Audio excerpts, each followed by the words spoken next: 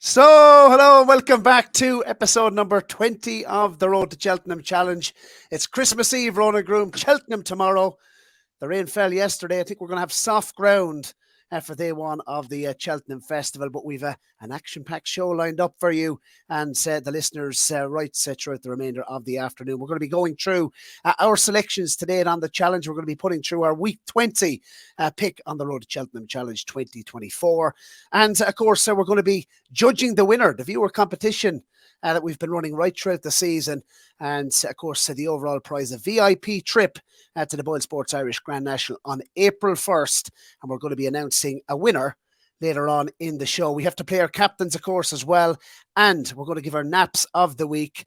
Naps of the week, our next best pick of the week for the Cheltenham Festival. A big price long shot and a banker treble as well. So lots to discuss, Ronan Groome. Happy Christmas to you. Happy Christmas, yeah. We're there. We're here. It's all ahead of us now. Yeah, looking forward to it. You look like you're ready for the Cheltenham track already with the old barber jacket on there. Something ready for the week ahead. Yeah, well, the heating failed, Ronan Groome, and I thought it looked a little bit horsey ahead of the Cheltenham Festival. No tweed for me, Ronan Groome. We'll save that for the British. You're in trouble if you're the heating failing at the start of the week at Cheltenham. What's it going to be like by Friday evening? Well, listen, we've so much to discuss, Ron. We were talking off air, and we want the viewers down below as well to price it up. Who do you think is favourite, myself or Ronan, going into the week with our selections today? It is very, very tight. We were discussing it off air. We'll be running through our portfolios. And I suppose, Ronan, we want to thank everyone for getting involved right throughout the duration of the competition. This has been series number 4 of the Road to Cheltenham Challenge. It's been very, very exciting. And we want to wish all our viewers the very best of luck in their, I suppose, punting. And let us know what you'll be doing for the week in the comments down below. We want to hear from you, your naps of the week, and what your week is going to look like. Right, Ronan Groome, the honour is yours. Give us your week 20 pick and follow it up with your captain. In fact, keep your captain. We'll talk about our episode 20 picks first and foremost. Yeah, so week 20 tip to me is Doddy the Great. Bit of question mark of whether he was going to get into the Coral Cup or not, but it ends up he got an easy. No problems at all there. Look, it's a tight enough price at this stage, but just with my portfolio, the way it's working out, I have all the races covered that I want to cover, and I have nothing in the Coral Cup, and just kept coming back to him. I think he's an interesting profile. He's got the big ups from Nicky as well coming up in Trip. I think it was a really big thing for him, and a little bit of intel as well after I was speaking to Kenny Alexander for the big interview in the Irish field on Saturday, and he's kind of gave me a little steer in that direction as well. He was quite positive on the chances of this piece as well. I think if you look at his form, he's got real strong form at 2 miles. Obviously, Go Dante's given that a big boost as well at the weekend. And it's the stepping up and Trip, I suppose, at the 2.5 that might just unlock further improvement. That seems to be the core or the crux of the confidence behind them. So if that is the case, and he's lightly race beast. More to come. I believe he had a lot of problems when he was younger, and it's a wonder he's even got to the track at all. But he's been lightly raced as a result, so there could be a lot more improvement to come. And I'm more than willing to add him to the team as well. So Doddy the Great in the Coral Cup on Wednesday. Very, very interesting indeed. Best of luck with that one, Ronan Groome. That's your week, your episode, should I say, 20 selection. We'll get your captain in just a moment. But I'm going to side with one, Ronan Groome, that I suppose I've always been a fan of it. It's probably going to be no surprise for you to hear me tip this horse up. And I was staying away from the Ultima handicap chase because I thought there was lots of question marks. I quite like the look of the two Lucinda Russell runners, Apple Away and Giovinco, both left out of the Ultima. And I thought that was very, very interesting. It opens it up. The Irish, obviously, it's been well documented. We've struggled in this race way back since 2006. Obviously, the big talking horse meeting in the waters. Gone to JP McManus. That's obviously a big, big player for the race, you feel. But I think of the British runners, the one that appeals to me the most, and I think he's a decent price at 10-1, is the Nigel Twiston-Davis train. We've all been caught. Look, the vibes have been very, very strong. Just seeing Willie Twiston-Davis talking about earlier on it was actually yesterday I saw just the preview where he mentioned the horse has been working as well as he ever has been. And I just thought of 134. Look, he's only a pound lower over fences than his hurdles mark. And I mean, he always seems to run well at Cheltenham. I mean, I think course experience can be key in a race like the Ultima. and he's had 6 runs at Cheltenham. He was 7th in the Albert Barton last year in a Grade 1 over hurdles. And look, the tongue strap has come on now for the first time. He's had 3 spins over fences this season. Michael O'Sullivan rode him on his most recent start. He's been kept fresh for the race. When I asked Michael actually on the Bagenalstown pitch and put Cheltenham preview, I just asked him about We've All Been Caught, because I was aware that he rode him on that occasion. And I think, look, there was a genuine excuse that came off the back of it. Sam Twiston-Davis takes the ride. And I didn't think he was going to get into the race runner, but when I see that he has got in, the race is open up in my view with the 2 Lucinda Russell runners not running in the race. And off the weight that he's going to carry, I mean, look, he was only beaten, I think, a handful of lengths by Flooring Porter and Broadway Boy on the old course on his first start over fences. He jumped quite well on that occasion.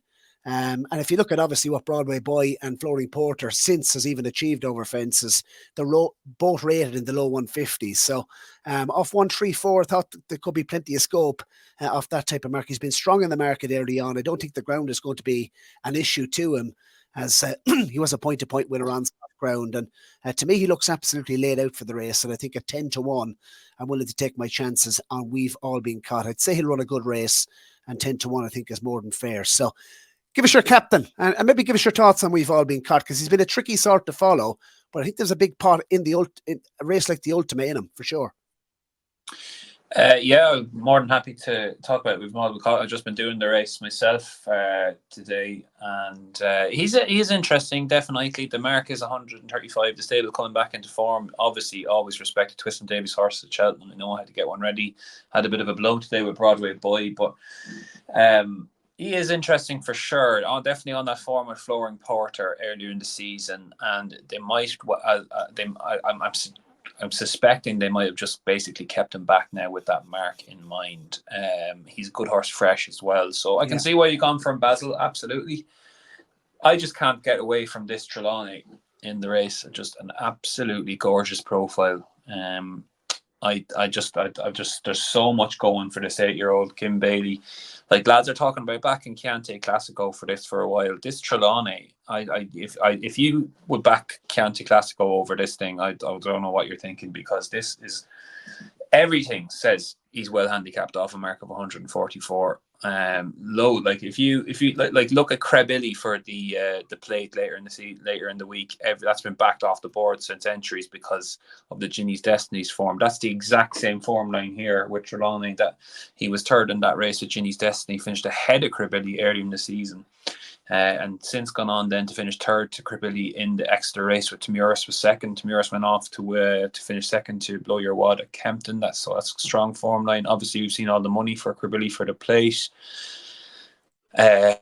This Trelawney is the other angle to him. Not only is he well handicapped off 144 in that form, but you're stepping up to 3 miles now, which is basically what I think they've been waiting to do all season, because this time last year he went to Utoxeter and won extended 2 miles 7 furlong handicap hurdle. It was his best run over hurdles. Handles soft ground, handles Cheltenham.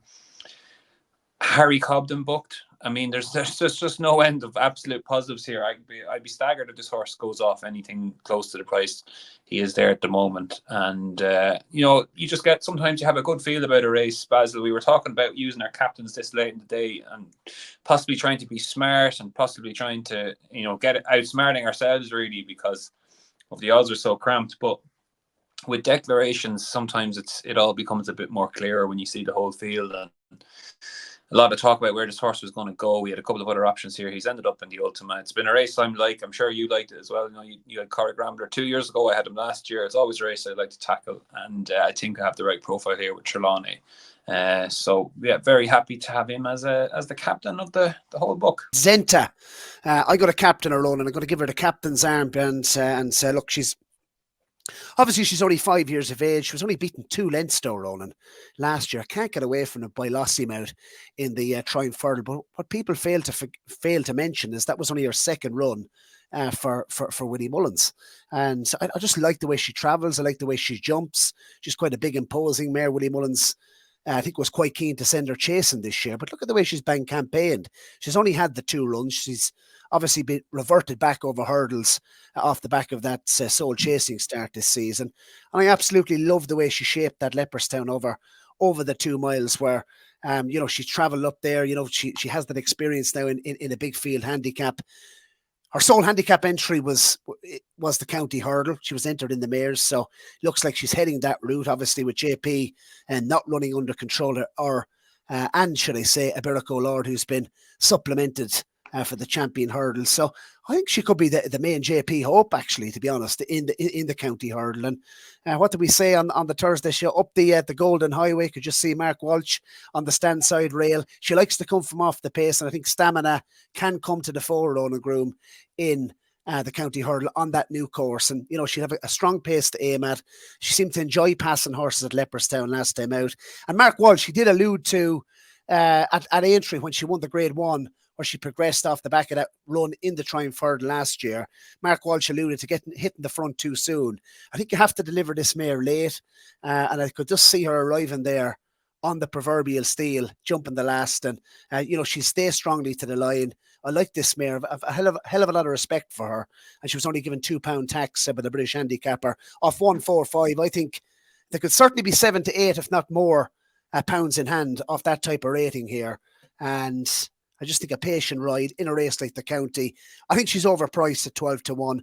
I could see her going off single figures, and at 12 to 1. You mentioned trying to be clever with the captain's armband. Look, I think she's a lively chance. It's a very competitive race, as we know. But for JP, I think this one might be just slightly going in under the radar. I really like her profile. I think she could be graded class in a handicap run. Yeah, I like her as well. I was just looking at her profile there, Basil. There's only 20 days between when she made her debut for WillieMullins at Fairyhouse last season and then showed up in Triumph Hurdle. So I could see your angle there. It was all possibly quite rushed just to get her there. Willie seems to be quite liberal with the juveniles, just lets them run. You know, has no problem. Probably going to run Saturday or Monday in the race this year, so it seems to have no problem with that. But maybe it was an ideal situation where she had to appear so quickly. This year, obviously, she's had a bit of a break. She ran at the Dublin Racing Festival, big race there in behind Lord Erskine, and probably might just benefit now from a larger kind of prep kind of period before the race. And I could see your angle for sure. I like her as well. I was looking at So Scottish getting into the race as well. That obviously ran in the same race and was a lot more prominent than Zenta, but I thought she shaped like the best horse in the race and was definitely the one to take out of the race. And you mentioned WillieMullins' patience, obviously with Lossie out. She's only had the one run. You know, going into this season as a 5-year-old, running, I suppose, with a view to the Mayor's Hurdle. She's only had the one run this season, and he's been patient with Zenta as well. This looks to me like it could have been a bit of a plot, and you know, he's given this mare plenty of time. So yeah, 12 to 1. I'm going to put the captain's armband on her, and yeah, fingers crossed for a big run on the Friday. The Friday could be a big day for me, Ronan Groome, with the likes of Zenta obviously wearing the captain's armband. We've Lecky Watson obviously in the Albert Bartlett. Salvador Mundy, that's not going away. Looks like he's going to run in the Triumph. So looking forward to looking at our selections today. Why not get straight into that? Willmount, Mr. Policeman, and Hackadoo Tabur. Hackadoo Tabur. She was very disappointed that, you know, obviously she's got injured. She looked a real lively player.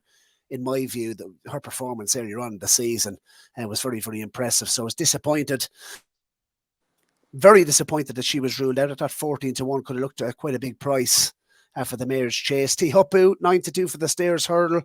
I'm very happy with that. And I think weather conditions, it looks like we're going to have soft ground even on Thursday.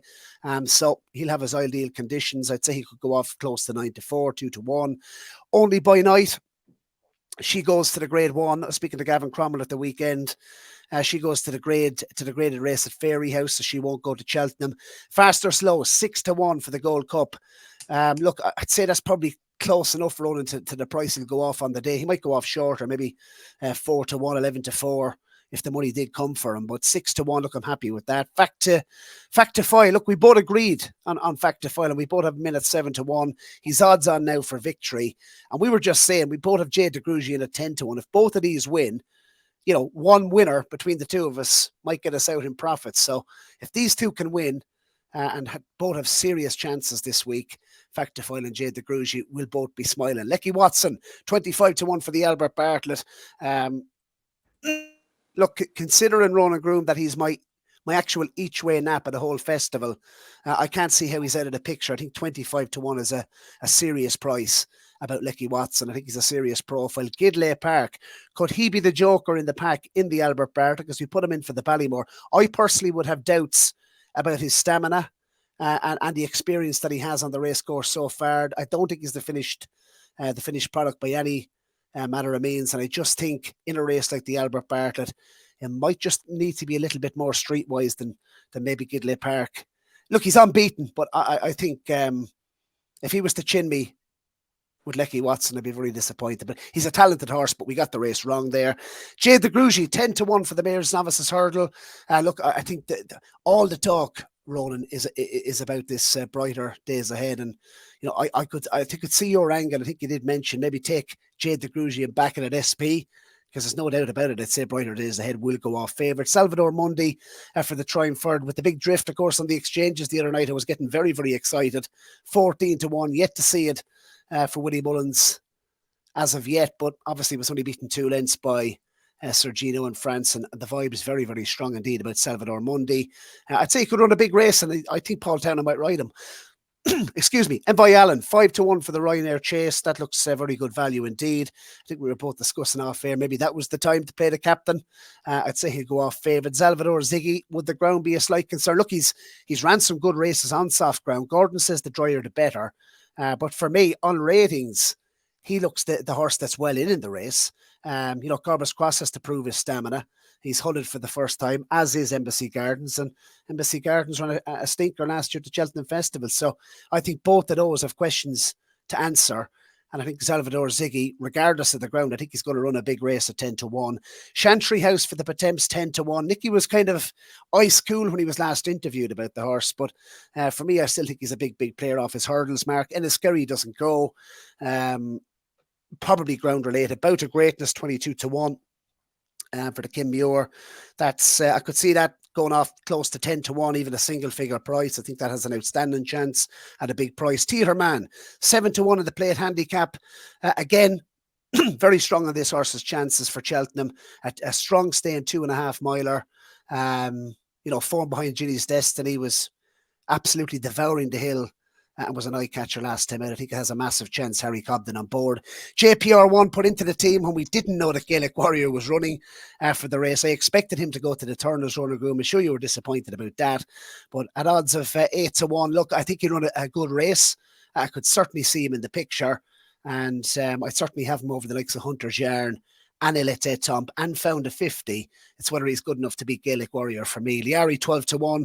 He'll go off half the price and the Boodles off top weight. I think he'll run a big race.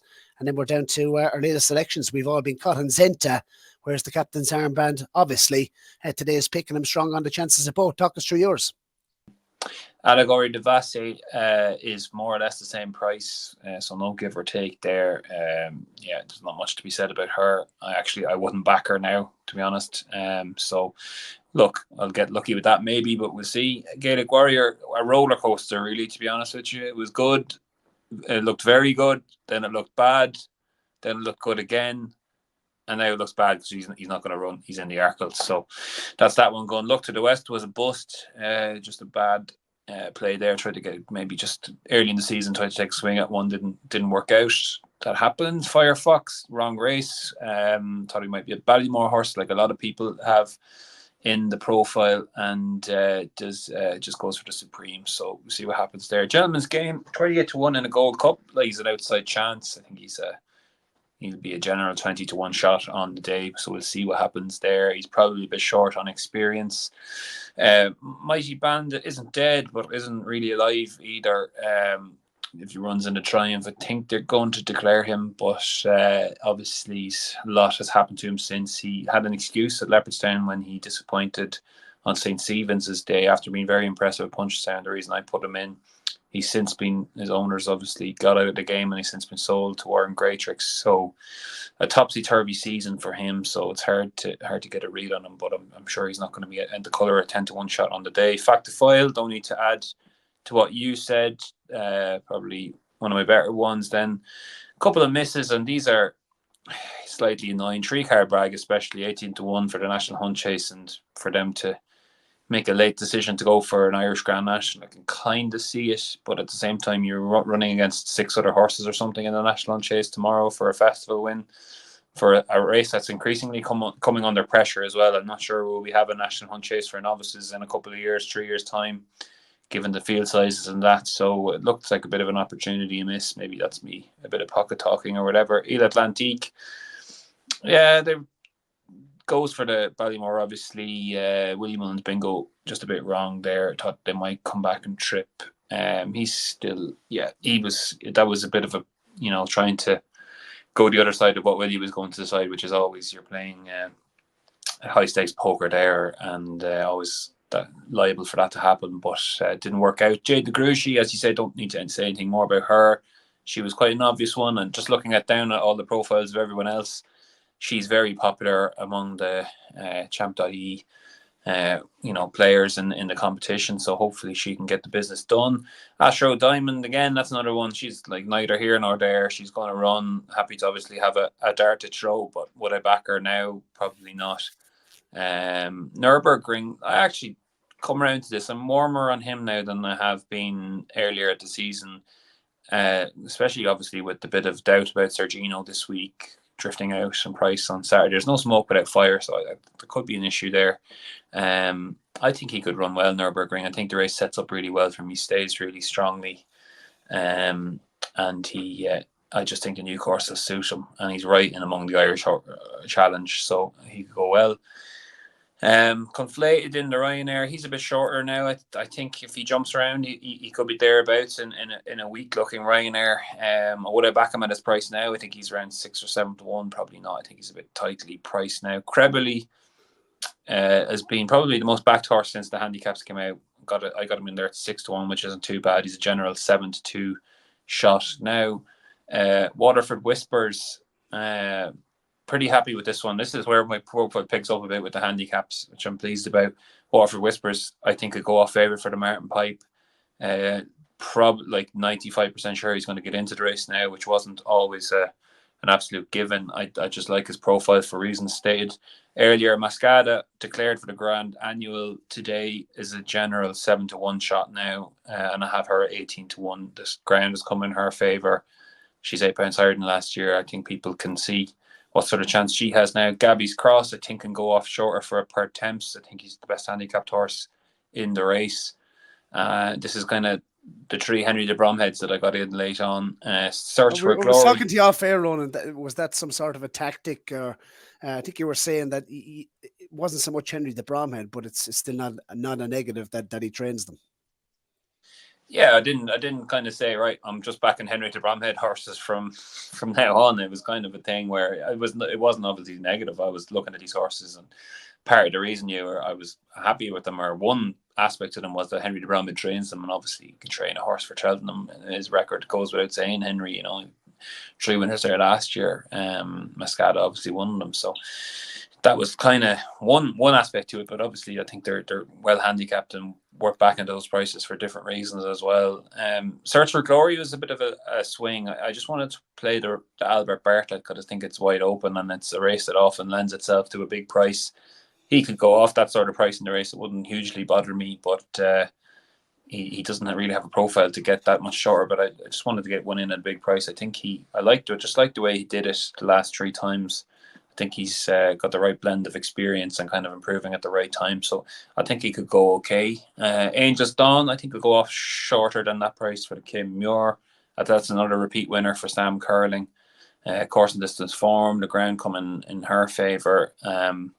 And I can see her running big. Trelawney, for reasons I've obviously explained already. Gorgeous profile. Really, I think, could be thrown in off 144. And Dottie the Great, he'll be around that price in the Coral Cup, I'd say. And that finishes me up. Yeah, so not too bad. I definitely needed to get something going at halfway point, and I think I've done okay without being absolutely blowing it out of the park. So yeah, well, let us know down in the comments down below. How would you price it up? So who's favourite to take the Ante-Post crown this season? Is it myself or is it Ronan? And I think for sure, Ronan, I think those Henry de Bromheads, that 3-pronged attack in handicaps, Waterford Whispers, a very interesting runner in the Martin Pipe, Mascada and Gabby's Cross. I'd be very surprised if one of them didn't go very, very close, if not land the spoils. So they're all at double figures. And it's just interesting looking at mine. I've 5 UK handicap selections, so maybe a team to mind as well there. I think the UK could do okay this season in the handicaps. A lot has been said about, and it's an interesting question to ask you, Ronan. There was a lot of talk about maybe how some of the Irish horses, in particular, Sam Majest and King of Kingsfield, have been not overly faced by the British handicapper. But then on the other side of that, the English handicapper seems to be treating the English horses very, very fairly right throughout the season, i.e. the likes of Langer Dan, Chantry House, that I've mentioned for the Pertemps. So it's how do you balance that up? Yeah, absolutely. There's a lot of talk about the British horses being a bit better handicapped this season, but it's impossible to really call it, Basil, until obviously it happens. But you don't know how the British handicapper is treating those runners and how leeway. Like, I'm going through the ultimate there, and it's interesting just to look at the British runners. Like, some of them have been let down a lot, seem to be treated a lot more easier than others. Like Eldorado Allen, I was looking at top weight there, just done okay in handicap chases, but handicapped accordingly, not been dropped. And then others, I can't think of a name offhand, but seem to have got a bit more leeway from the handicapper. So it's just interesting. It's obviously very subjective handicapping game. So we'll see how things work out.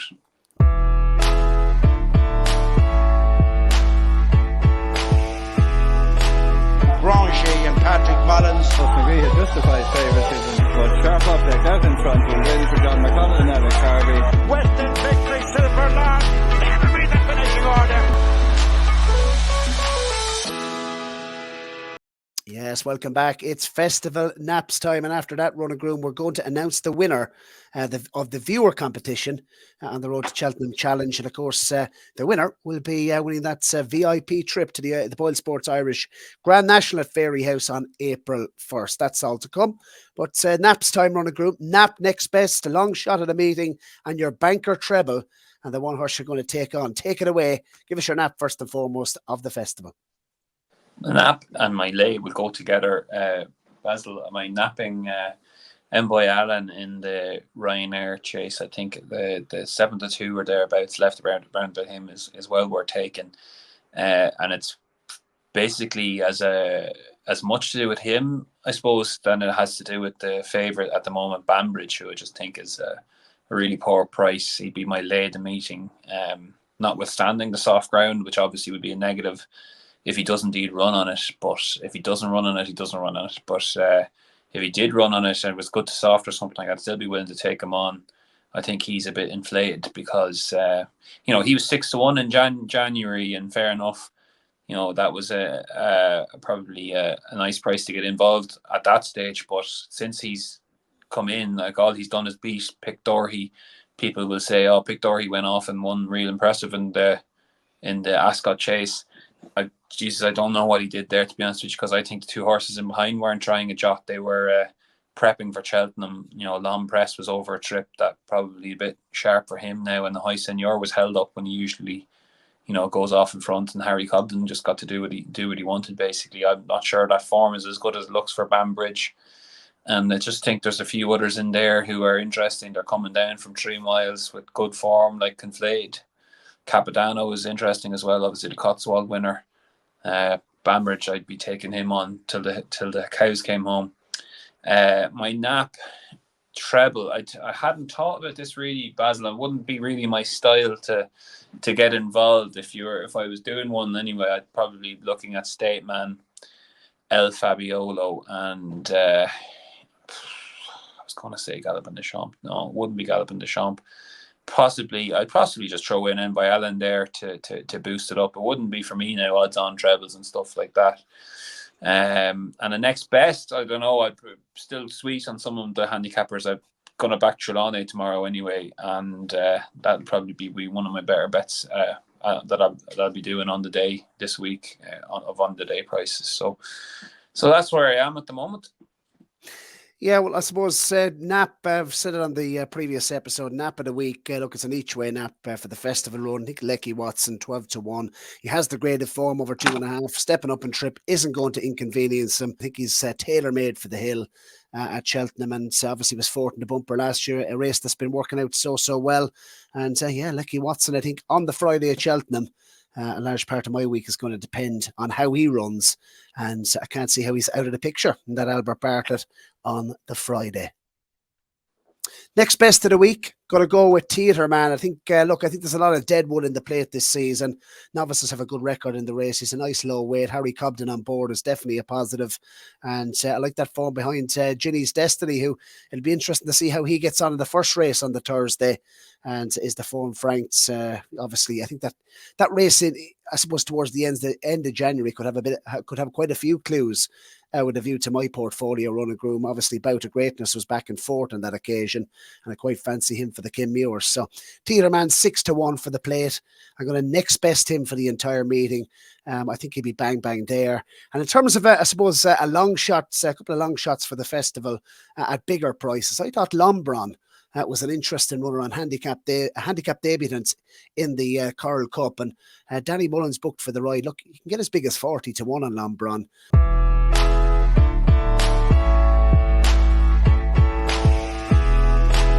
Granger and Patrick Mullins. McGree had justified favouritism, but sharp up there, out in front, and ready for John McConnell and Alex Harvey. Western victory, Silverland.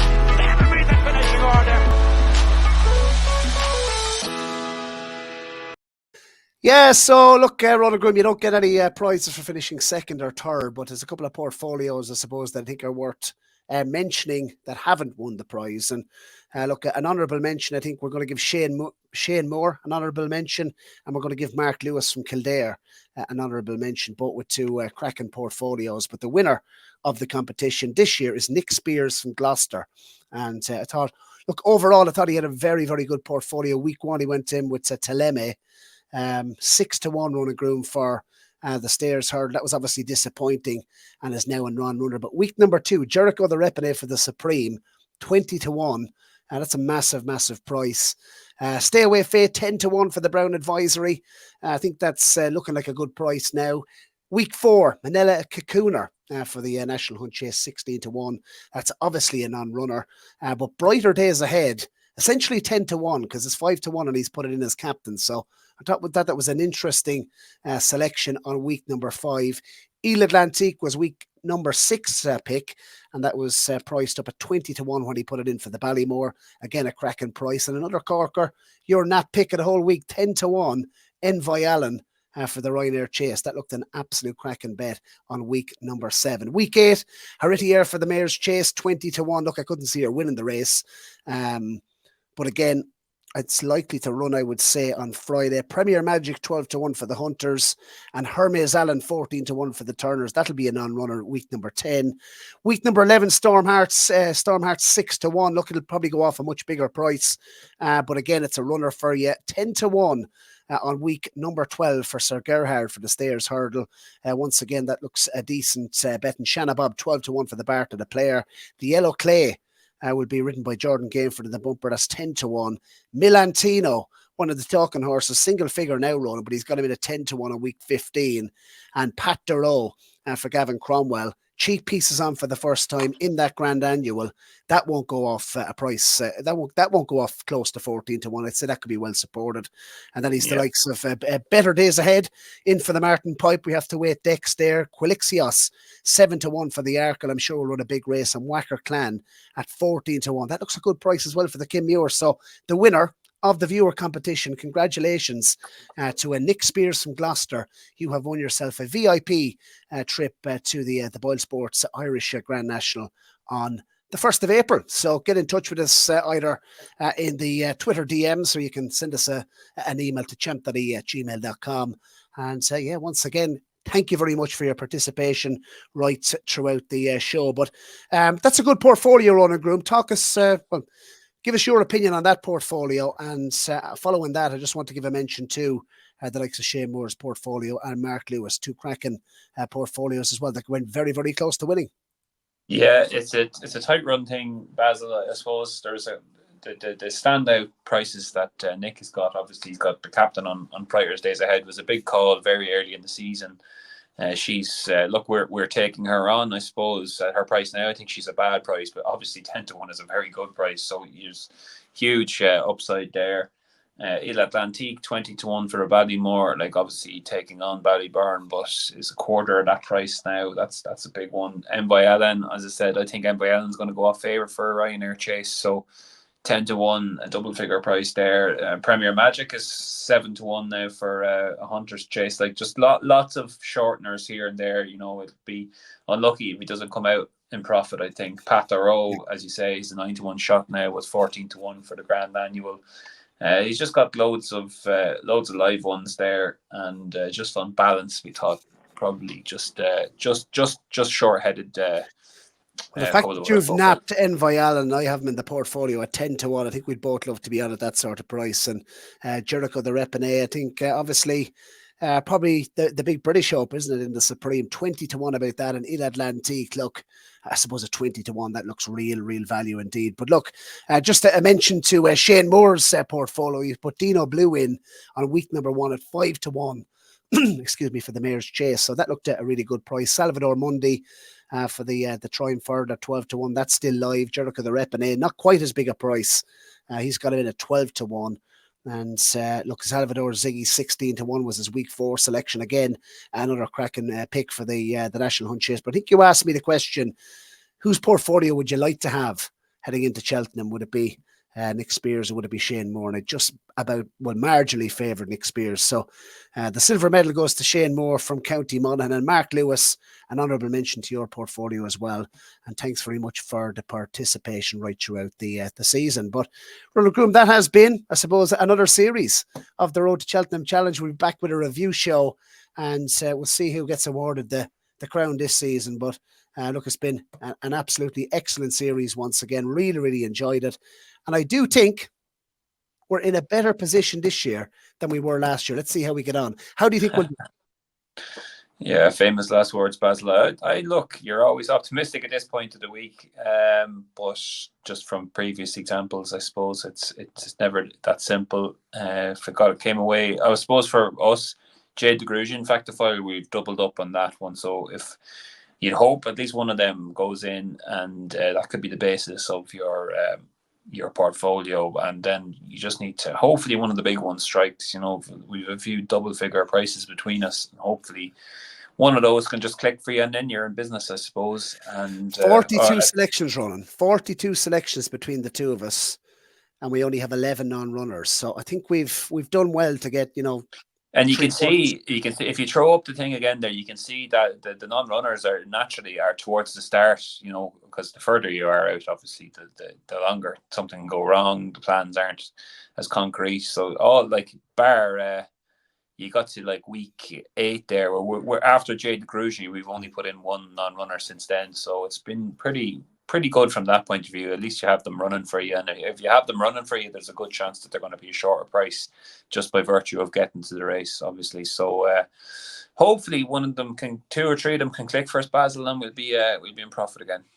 There's bigger prices. Look, obviously, you mentioned profit again. We've been in profits, well, for the last 3 seasons, so we're very proud of that. And I'm confident we'll do it again, Roland. And we want to thank everyone, I suppose, for following. And Boylesports as well, our betting partner, for kindly enhancing our picks right throughout the season. And as mentioned, 42 selections there, just 11 non-runners. I think we're in a good place. Let us know what you think down below. How would you price it up? Would it be Basil or the Golden Groom? Who's going to take out the Road to Cheltenham Challenge? Big prize this season. And yeah, look, we'll see how we get on. But look forward to the review show. Ronan Groome, want to wish you the very best of luck throughout the week. I'm sure we'll be in touch via text all week. You're going over, I do believe, the first 2 days. Am I right in saying that? I'm going over Wednesday morning, and I'm there then for the rest of the week. So back on Friday night.